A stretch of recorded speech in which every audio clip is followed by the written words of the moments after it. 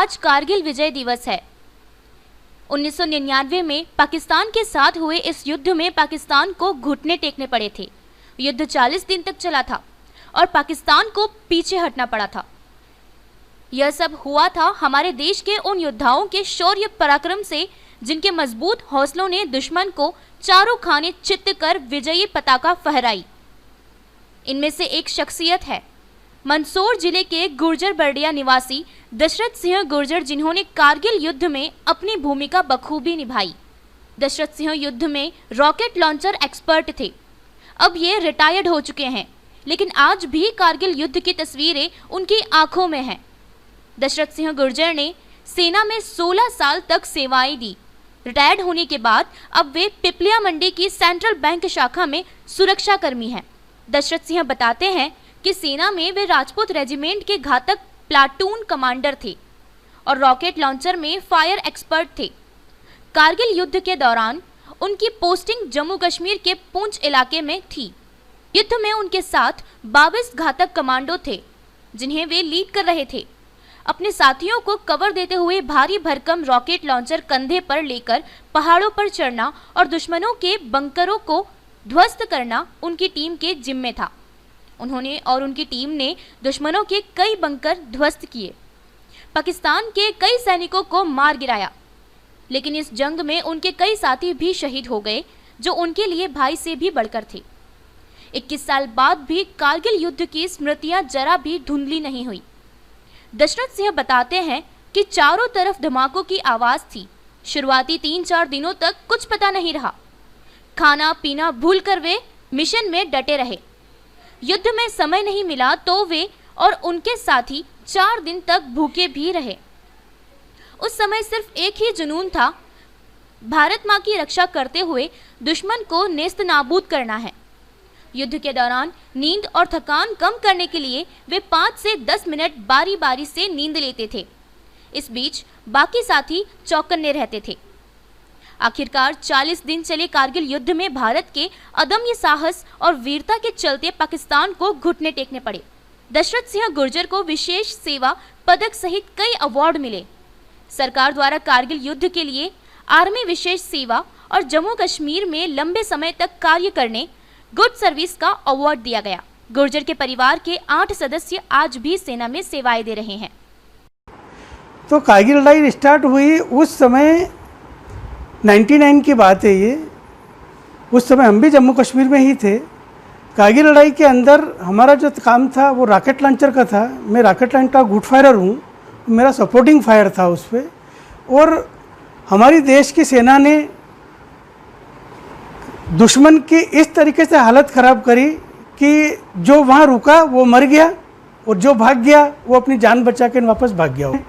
मैं 16 साल की नौकरी में 12.5 साल जम्मू कश्मीर की नौकरी करके 2010 में मैं पेंशन आ गया। आज मैं बैंक में हूँ, सेंट्रल बैंक ऑफ इंडिया में। देखो, जिस समय इस टाइप का माहौल होता है तो आपके पास में खाना भी है, पानी भी है, लेकिन वो खाना पानी तो आपको याद ही नहीं आएगा।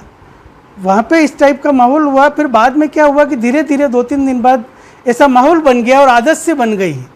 और साथी जो होता अपना बड्डी, उसके साथ में 2 मिनट 5 मिनट चल मैं रेस्ट कर लेता हूँ तो देखना, और वो साथी देख रहा है, इतने में आपने रेस्ट भी कर लिया, खाना खाया, पानी पीना हो, जो भी करना हो आप अपने बड्डी को बोल दिया कि भाई मैं देखना, मैं 2 मिनट रेस्ट कर रहा हूँ या पानी पी रहा हूँ या खाना खा रहा हूँ। समय समय पे से अपना।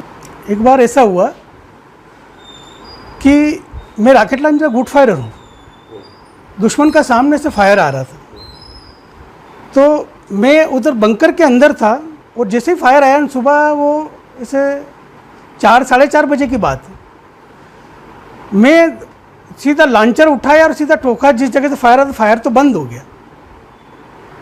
एक टाइम ऐसा हुआ कि फायर तो बंद हो गया और मैंने जिस जगह से फायर बंद हो गया उसी जगह एक आइडिया लेके सीधा लॉन्चर उसी जगह फायर किया। जब जाके उस जगह को सर्च किया, इससे सुबह 8:30-9 बजे के करीब, तो 2 दुश्मन बिल्कुल छितड़े उड़े हुए, उनके छितड़े उड़े हुए थे।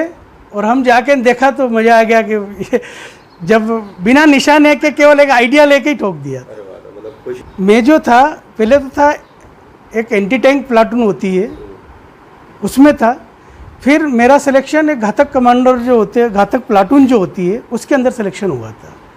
उसके अंदर बटालियन के माने हुए 22 कमांडो होते हैं, उस 22 कमांडो में मैं था। और भारत माता का आशीर्वाद से कश्मीर के अंदर जो हमें जिस समय तो घोर उग्रवाद था, आजकल उग्रवाद तो बहुत शांत हो गया, उस समय बहुत ज़्यादा उग्रवाद था। कितने ही उग्रवादी मारे पाकिस्तानी और कितने ही मौत के घाट उतारे।